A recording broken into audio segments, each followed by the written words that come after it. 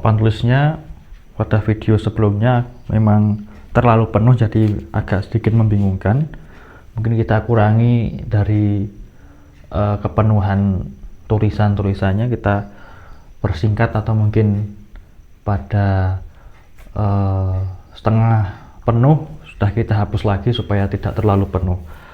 Nah, kita masuk pada pembahasan terkait struktur dan fungsi dari organ, masih dengan kaitannya dengan yin yang.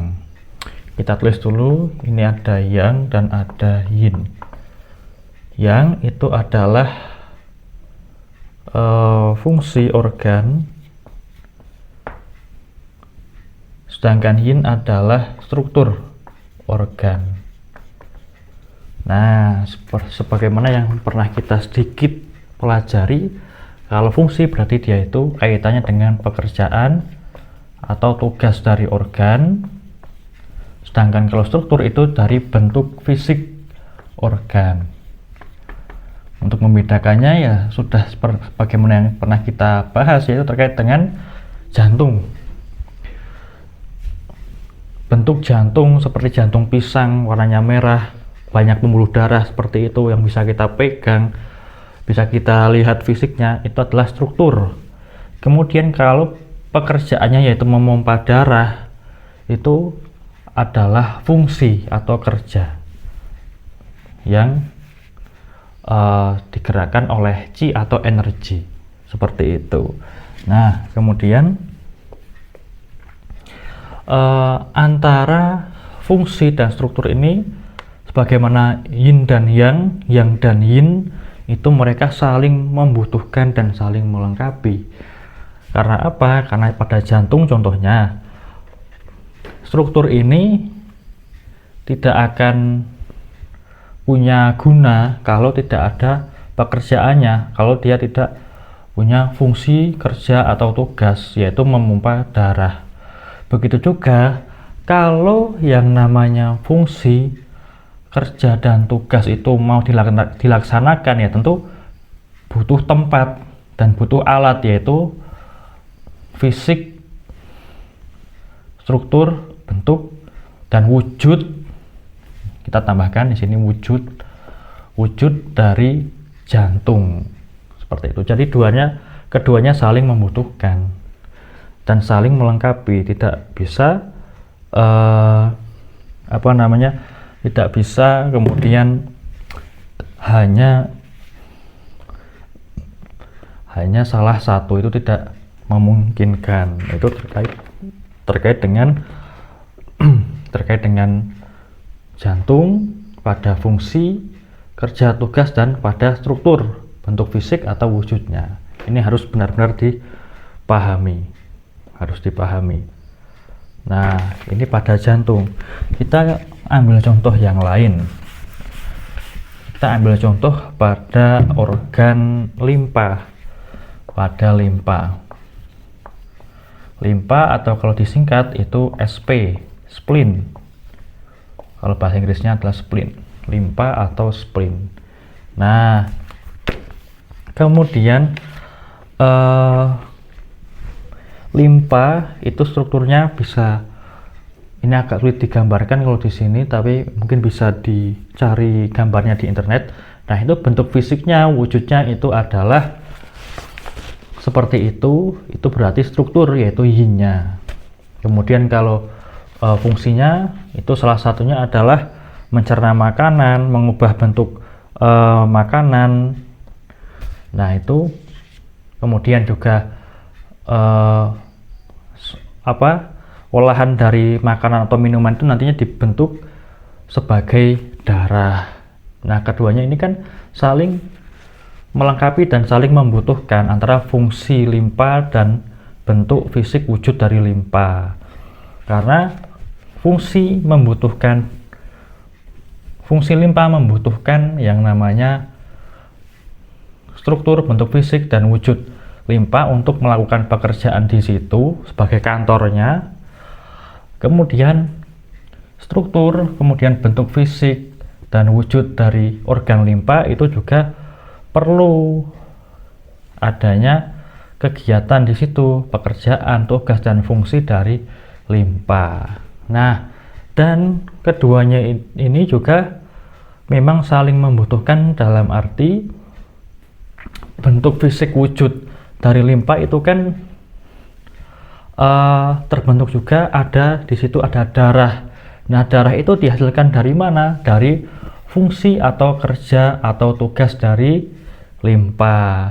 Begitu juga bentuk fisik dari limpa itu dia juga akan menyumbang apa? Menyumbang darah untuk kegiatan pekerjaan organ limpa, baik dalam mencerna makanan dan lain sebagainya. Jadi intinya adalah keduanya saling membutuhkan dan saling melengkapi. Nah, ini terkait dengan struktur dan fungsi organ. Kita sambung lagi. Kali ini adalah terkait dengan qi dan darah. Kalau yang berarti dia qi, kalau yin berarti darah. Qi ini adalah energi, tidak tampak mata. Darah jelas tampak mata. Maka kalau qi ini dia lebih renggang, kalau darah dia lebih padat kalau dibandingkan dengan energi. Meskipun pada dasarnya qi, atau lebih mudahnya kita sebut darah dulu. Darah itu adalah bentuk padat dari qi, dari energi. Jadi energi atau qi ketika dia dalam bentuk padat itu jadi darah, dan darah itu adalah bentuk padat dari energi. Ini sebagai sebuah catatan. Nah, kita hapus supaya tidak terlalu penuh seperti yang video sebelumnya. Kita lanjutkan. Jadi yang namanya qi itu dia punya fungsi menghangatkan tubuh, kemudian ada juga dia itu melindungi tubuh. Melindungi dari apa? Dari patogen atau faktor penyebab penyakit yang mau menyerang tubuh. Kemudian juga dia bisa mengubah. Contoh mengubah apa? Mengubah mencerna makanan menjadi lebih halus lagi. Kemudian juga bisa juga menaikkan maupun menurunkan.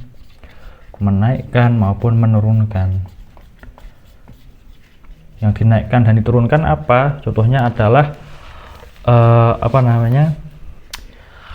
saripati atau esensi dari makanan yang sudah dicerna, bisa dinaikkan, bisa diturunkan. Dinaikkan nanti biar jadi darah, dari limpa dinaikkan nanti ke atas ke paru-paru, nanti dari paru-paru ke jantung, itu kan dinaikkan. Kalau diturunkan, ya ini diturunkan berarti nanti dari limpa nanti turun, bisa sampai ke usus, kemudian dikeluarkan jadi kotoran, jadi feses. Sedangkan kalau darah dia itu untuk menyuburkan maupun istilah lainnya membasahkan juga bisa, membasahkan atau melembabkan.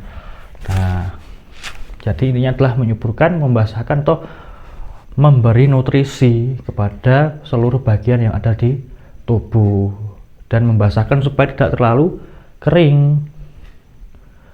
Contohnya adalah pada mata, kemudian juga bisa pada rambut, bisa pada kulit, itu kan dialiri darah semua supaya, atau diberi nutrisi oleh darah semua supaya subur, tidak terlalu kering dan tetap sehat, tetap lebih lembab, seperti itu. Itu antara qi dan darah.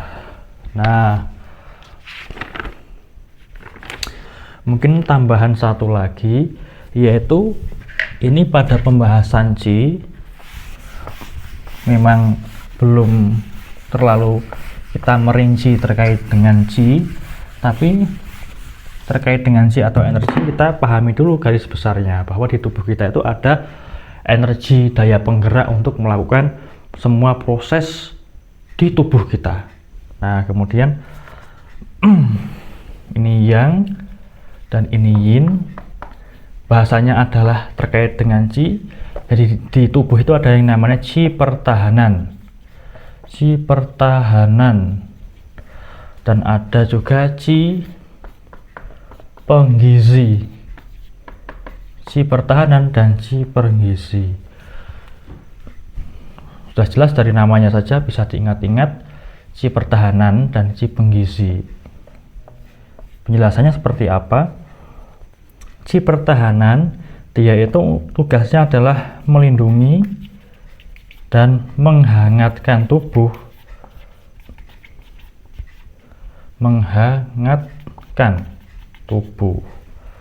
Sedangkan kalau qi penggizi dia menyuburkan tubuh.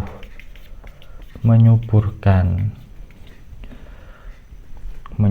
tubuh. Jadi di dalam tubuh kita ada dua jenis qi ini atau energi ini. Satu adalah qi pertahanan, dia menjadi pertahanan untuk tubuh, yaitu untuk melindungi tubuh dari serangan penyebab penyakit, dan qi pertahanan itu menghangatkan tubuh agar melindungi tubuh dari kedinginan, supaya tidak kedinginan, menjaga suhu tubuh.